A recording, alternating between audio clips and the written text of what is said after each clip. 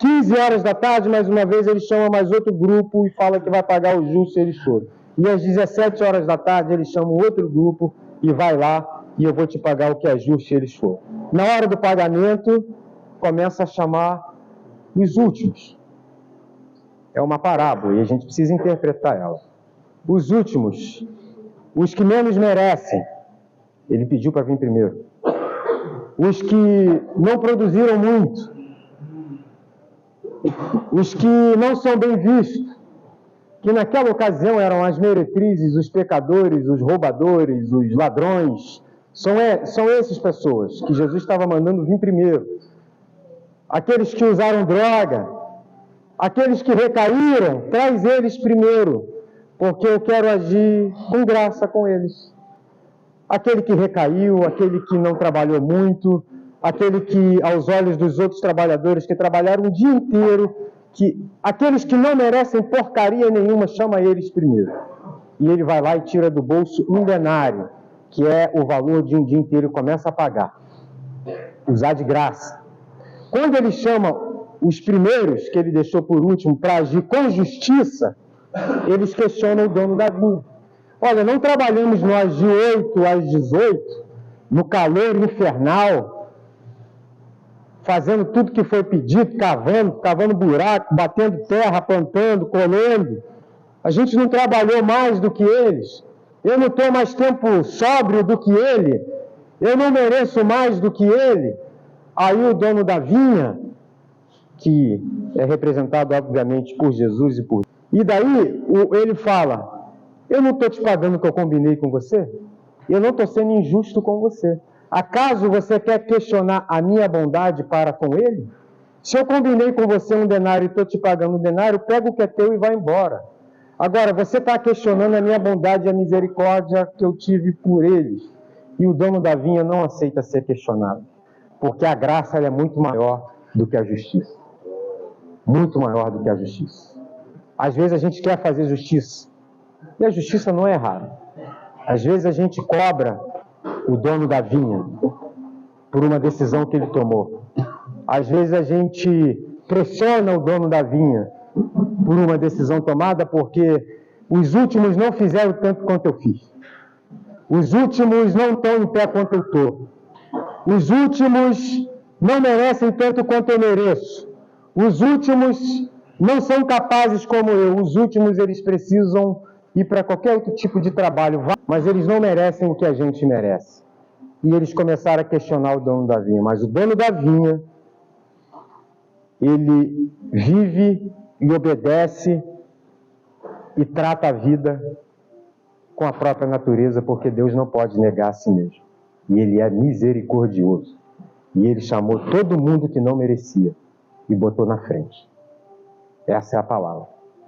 Não merecemos de verdade. Muitos são esses últimos, muitos são sanguessugas, muitos não merecem, mas ele escolheu chamar a gente primeiro. Ele escolheu dizer para mim, ele escolheu dizer para qualquer um que está aqui, que ele decidiu agir com graça. E não tem nenhum homem da face da terra que possa interferir na natureza do Deus misericordioso. Nem a justiça. Nem a justiça. Nem o óbvio. Nem aquilo que é justo. Nem aquilo que é protocolo pode interferir na decisão daquele que é misericordioso. E eu tenho certeza que aqueles últimos foram para as vinhas da vida, foram para a vida e tratando o próximo com misericórdia, porque só trata com misericórdia aquele que recebeu misericórdia. Aquele que não conhece a misericórdia de Deus não trata com misericórdia e quer justiça o tempo inteiro, porque o próximo não merece. Não merece mesmo. Porque quando os discípulos perguntam para Jesus, se o rico não pode, quem é que pode então ser salvo para o céu? Ninguém. Somente aquele pela qual o Pai usar de misericórdia. Então o reino de Deus não é sobre trabalho, não é sobre o que eu faço, não é sobre o que eu deixo de fazer, não é sobre os meus acertos, não é sobre o meu pecado, não é sobre a minha sobriedade, nem sobre a minha recaída. O reino de Deus é sobre misericórdia. E Ele usou de misericórdia para comigo e para qualquer um que está aqui. Amém. E o que isso gera no nosso coração? Misericórdia. Então, se você tem alguém que errou com você, você vai ter a mesma misericórdia com ele que Deus teve com você. Se alguém pecou contra você e você não quer perdoar ele, você entendendo essa palavra de hoje, você vai procurar essa pessoa e vai perdoar ela. Ela não merece. Mas a misericórdia que eu recebi, eu vou fazer na vida do outro. E ai de quem falar sobre a bondade de quem usa de misericórdia? Só fala contra a bondade de quem usa de misericórdia quem não conhece a misericórdia. E quem não conhece misericórdia, com sangue nos olhos, cobra justiça. Essa é a verdade.